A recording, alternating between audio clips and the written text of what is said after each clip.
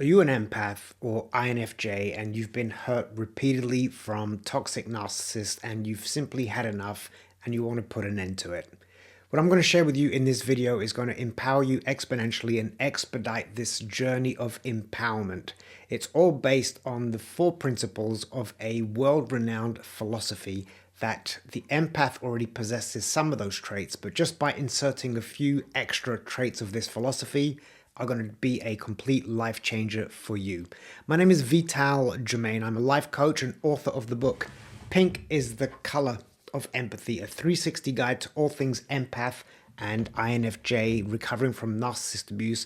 I also coach people and guide them along their journey of living authentically and in alignment with who they are supposed to be. Most empaths are what falls under the Myers-Briggs type indicator, MBTI, as INFJ.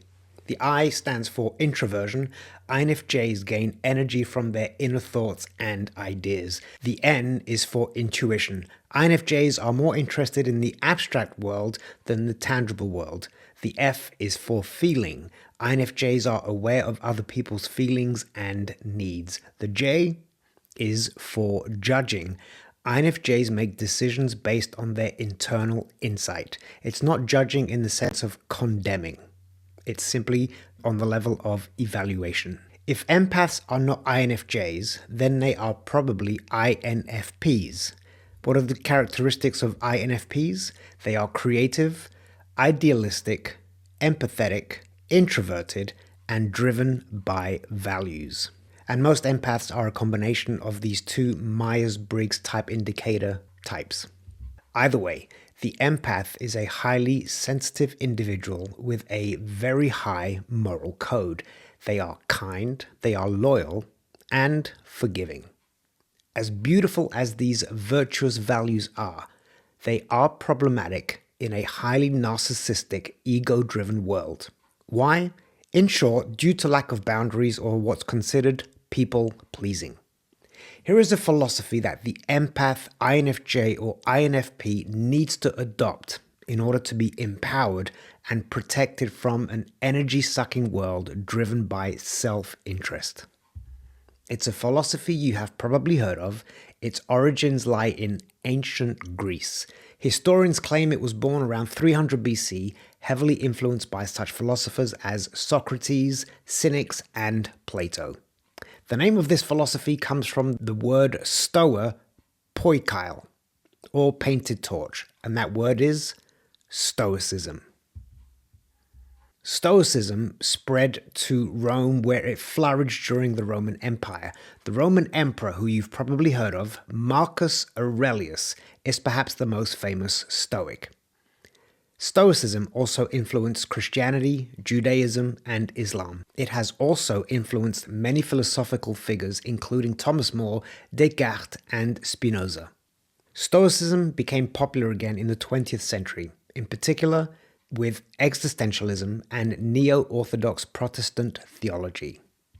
At its core, Stoicism is about the belief that virtue is enough to achieve happiness, the idea of the circle of control, the belief that living in accordance with nature is important, the belief in the value of the individual.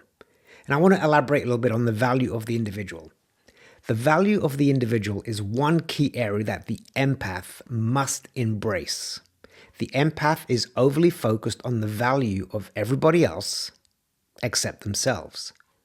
This is where a shift must happen.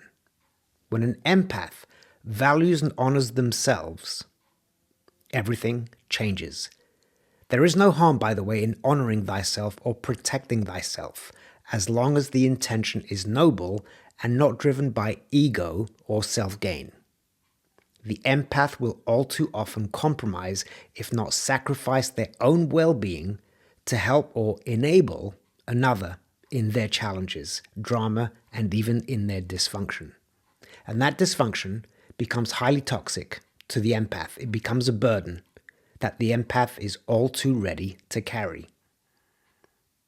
The desire of the empath is to fix broken souls, and it compels them to devalue themselves.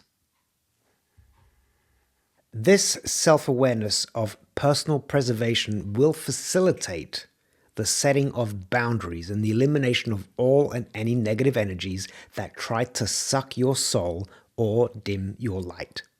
It is time to start valuing and honoring you. You cannot pour from an empty cup. There are 4 key principles or virtues to Stoicism. Several of them are organically adopted by the empath, but the empath or INFJ misses 2 of them. And these 2 are the game changers. Let's go down this list of 4 key principles. They are, number 1, if you've already subscribed to my channel, thank you. If you haven't, please consider subscribing, like, follow, and also if this content brings you value, please make sure to share and make sure also to comment. Your comment brings great value to the community. Number 1, justice. The empath or INFJ has an innate sense of justice. What separates the Stoic from the empath is that the empath, despite their sense of justice, will be inclined to remain silent, as to not ruffle feathers or upset anybody. And this unfortunately invites the perception that the empath is weak. Bishop Desmond Tutu once said, "If you are neutral in situations of injustice, you have chosen the side of the oppressor." Your silence communicates neutrality to injustice, and even though you have empathy and might feel the pain of the people suffering that injustice, saying nothing doesn't help them whatsoever. That injustice may one day impact you directly. You will then wish that others spoke up in your name. And it takes great courage to speak up against the bully or oppressor or narcissist. Think of what it felt like when your friends and or family remain silent regarding the abuse of your narcissist. It's a double wound because they are now, through their silence, empowering the narcissist. If your family, friends say nothing, don't defend you, don't speak up for you, they are now technically your enemies. Don't become the enemy of justice through your silence. Injustice anywhere is a threat to justice everywhere. That's a quote from Martin Luther King. And I just used the word courage, which is Stoic virtue number 2. Courage. This is a virtue that many empaths or INFJs lack. They know and feel that something is wrong, but live in fear to speak up. Once again, due to their nature of taking the high road and not wanting to cause trouble, they remain silent. It takes courage to confront a bully or narcissist. It takes courage to call them out on their bad behavior and then hold them accountable. Even if it's only for your well-being, dig deep and find the courage to not only confront your narcissist abuser, but also the courage to walk away, or rather the courage to run away and never look back. Never. It takes insane amounts of courage to leave the narcissist who has addicted you to their abuse. Number 3, temperance. Temperance means to abstain from something, as in self-restraint. Minimize, if not eliminate, any form of excess, which includes the attraction to or the desire of the narcissist. They are indeed very charming and attractive until they are not. But going deeper into temperance and how it empowers the empath, it's infinite how it changes the life of the empath. Temperance is a restraint and control not only of one's desires, but also one's thoughts, feelings, and emotions. The empath or INFJ must develop the ability to disconnect from their noble, sensitive heart and become warriors. Being a warrior doesn't mean aggression. It means protecting that which you love and value. And sometimes, protecting that which you love and value requires powerful and non-forgiving means. In other words, become medieval on their bum, as I like to put it. It is honorable and courageous to protect that which we love and value. Not protecting that which we love actually becomes cowardly. And cowardice invites more disrespect and more abuse. Make a stand. connect to your logical and lizard brain, aka reptilian complex. It is programmed to fight or flee. Forget the fawn part of the reptilian complex. Become the warrior you need to be. Fight. Once the narcissist knows you are willing to fight and get mean, get medieval, nasty, and dirty, they will run and fear coming back. You will be free. Future predators will sense that warrior in you, that energy, meaning your future will become narcissist-free. You want a piece of me? I dare you. And that freedom and peace of mind is a beautiful thing to look forward to. Number 4, wisdom. Now, let's clearly define what wisdom means. It is not synonymous with knowledge. Wisdom is having the knowledge and knowing when and how to implement it. Wisdom invites discernment. Discernment is the ability to judge well.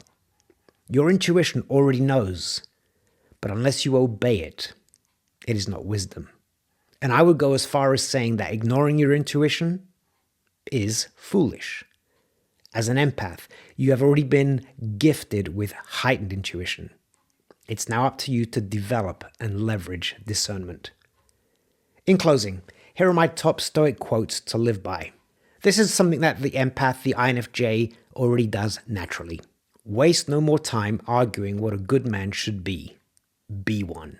It never ceases to amaze me. We all love ourselves more than other people, but care more about their opinion than our own.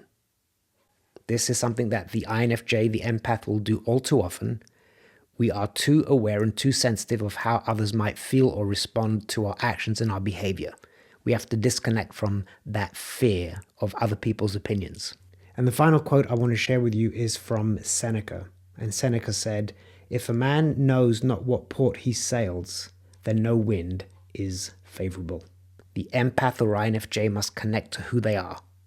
They must know what their sense of purpose is, and that will guide them.